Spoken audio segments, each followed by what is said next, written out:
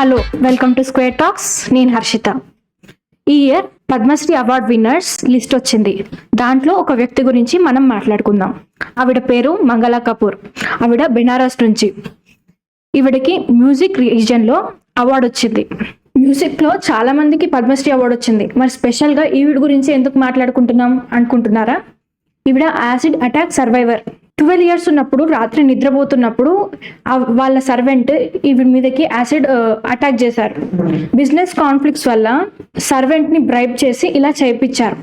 ఆ తర్వాత 10 yearsలో ఈవిడికి 36 సర్జరీస్ జరిగాయి పాట్నా హాస్పిటల్లో. తర్వాత ఆమె డిప్రెషన్కి లోన్ అయింది. ఎందుకంటే ఒకప్పుడు ఎలా ఉన్నాను, ఇప్పుడు ఇలా అయిపోయాను. డాక్టర్స్ ఇంట్లో ఉన్న అద్దాలన్నీ తీసేయండి, లేకపోతే కవర్ చేసుకోండి అని చెప్పారు. ఎందుకంటే చూసి భయపడుతుంది, లేకపోతే తనను తను అసహించుకుంటుంది అనే విషయంలో అలా చెప్పారు. రిలేటివ్స్ అందరూ దూరం అయిపోయారు. ఎక్కడ వాళ్ళు మనల్ని డబ్బు అడుగుతారో, ఎందుకంటే సర్జరీస్కి చాలా డబ్బు అవసరం అవుతుంది కాబట్టి. ఇంకా ఆవిడ ఒక రూమ్లోకి వెళ్ళిపోయేది ఎవరైనా ఇంటికి వస్తే.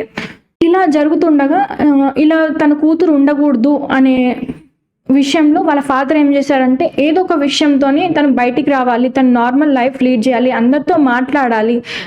తన వాయిస్ చిన్నప్పటి నుంచి చాలా బాగుంటుంది, సింగింగ్ కూడా చేస్తూ ఉంటుంది. కాబట్టి మ్యూజిక్ క్లాసెస్లో జాయిన్ చేయాలని నిర్ణయించుకున్నారు. కానీ మ్యూజిక్ ఇన్స్టిట్యూట్ చాలామంది నిరాకరించారు అడ్మిషన్స్ ఇవ్వడానికి. ఎందుకంటే కాలేజ్లో పిల్లలు భయపడతారు చూసి అని. దాంతో కూడా వాళ్ళు ఫైట్ చేసి ఎట్ లాస్ట్ మ్యూజిక్ నేర్చుకోవడానికి ఆవిడ ఎన్రోల్ అయింది. దీనికంటే ముందు ఒక ఇన్సిడెంట్ జరిగింది. స్కూల్కి వెళ్ళలేదు కదా తను అని ప్రైవేట్లో ఎడ్యుకేషన్ స్టార్ట్ చేసి ఎగ్జామ్ సెంటర్ మాత్రం వెళ్ళి రాయాలి కాబట్టి ఎగ్జామ్ సెంటర్కి వెళ్ళింది. ఎగ్జామ్ సెంటర్కి వెళ్ళినప్పుడు అక్కడ ఒక గ్రూప్ ఆఫ్ గర్ల్స్ తనని చుట్టుముట్టి హేళన చేయడం మొదలుపెట్టారు. అప్పుడు తను ప్యానిక్ అయి అన్కాన్షియస్ అయిపోయింది. తర్వాత ఎలాగోల తనకి సపరేట్గా ఎగ్జామ్ పెట్టారు. అప్పుడు భయం వల్ల తను అన్ని చదివినంతా గుర్తు రావట్లేదు. బాగానే చదివింది, కానీ భయం వల్ల అలా అవుతూ ఉంటుంది. ఇప్పటికైతే చదవద్దు అనుకుంది. మ్యూజిక్ మీద నెక్స్ట్ ఎన్రోల్ చేసుకొని కొంత మ్యూజిక్ మీద నేర్చుకోవడం మొదలుపెట్టింది. కొన్ని రోజులు అయిన తర్వాత లేదు చదువుకోవాలి, చదువు ఇంపార్టెంటే అనిపించి డిస్టెన్స్లో హై స్కూల్ మరియు ఇంటర్మీడియట్ కంప్లీట్ చేసి డిగ్రీ మాత్రం మ్యూజిక్లో కంప్లీట్ చేసింది. ఇలా అవుతుండగా చాలా వేకెన్సీస్కి అప్లై చేసింది అసిస్టెంట్ ప్రొఫెసర్ మ్యూజిక్గా. ఎవ్వరూ జాబ్ ఇవ్వట్లేదు. ఇంటర్వ్యూకి పిలుస్తున్నారు, ఇంటర్వ్యూ చేస్తున్నారు, బట్ తన ఫేస్ వల్ల రిజెక్ట్ చేస్తున్నారు. మా స్టాఫ్ అంతా అందంగా ఉన్నారు, నీ ఒక్కదాని వల్ల మా ఇమేజ్ అంతా పోతుంది అనే దాంట్లో తనను రిజెక్ట్ చేస్తున్నారు. ఎట్ లాస్ట్ BHU యూనివర్సిటీలో తనకి జాబ్ వచ్చింది. అంతకుముందు మరి ఇన్ని సర్జరీలు అయ్యాయి, ఇంత డబ్బు ఖర్చు అయింది, వాళ్ళ ఫైనాన్షియల్ పొజిషన్ అనేది లో అయిపోయింది. కాబట్టి తను మ్యూజిక్ క్లాసెస్కి కానీ నడుచుకుంటూ వెళ్ళి నడుచుకుంటూ వచ్చేది. తన ఖర్చుల కోసం తన ఫాదర్కి బర్డెన్ కాకుండా ఉండడానికి తను ట్యూషన్స్ చెప్పేది. ఇలా అసిస్టెంట్ ప్రొఫెసర్గా చేస్తూ కూడా టెంపుల్స్ నుంచి భజనలు చేయడానికి తన ఇన్విటేషన్ వచ్చింది.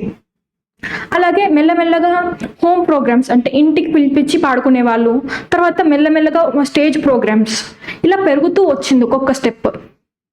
ఆ తర్వాత ఫస్ట్ స్టేజ్ పర్ఫార్మెన్స్కి అయితే తను చాలా భయపడింది. ఎలాగోలా భయపడుతూనే పర్ఫార్మెన్స్ ఇచ్చింది.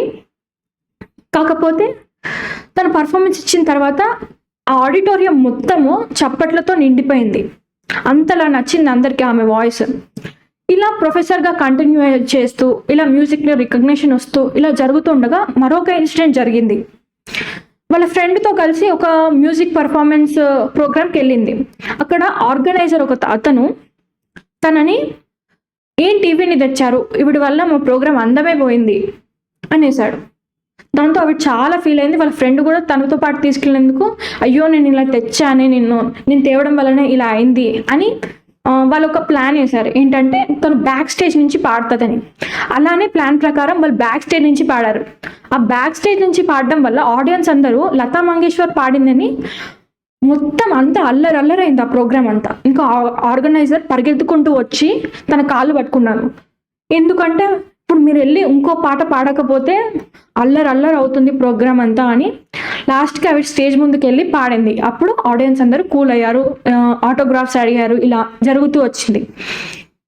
ఇలా సాగుతున్న ప్రయాణం మరొక ఇన్సిడెంట్ ఆమెని దెబ్బతీసింది. అదేంటంటే ఒకసారి యూనివర్సిటీలో ఒక రోజు సాయంత్రం వెళ్తుండగా సడన్గా ఆవిడ పడిపోయింది. దాంతో ఆవిడ బోన్ ఇరిగిపోయింది.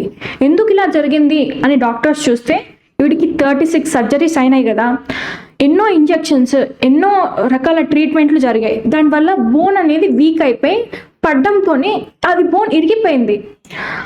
సో సర్జరీ చేస్తే ఆమె ప్రాణానికి కూడా ముప్పు ఉంది. ఎలాగోలాగా సర్జరీ చేసి ఆమెని బ్రతికించారు.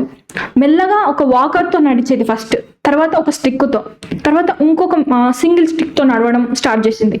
ఇలా నడవడం అయితే తను మొదలు పెట్టింది, కానీ కూర్చోవడం ఎప్పుడు తను అనుకోలేదు. ఏదో ఒక ప్రయత్నం చేస్తూనే ఉంది, ఎప్పుడు ఆగలేదు.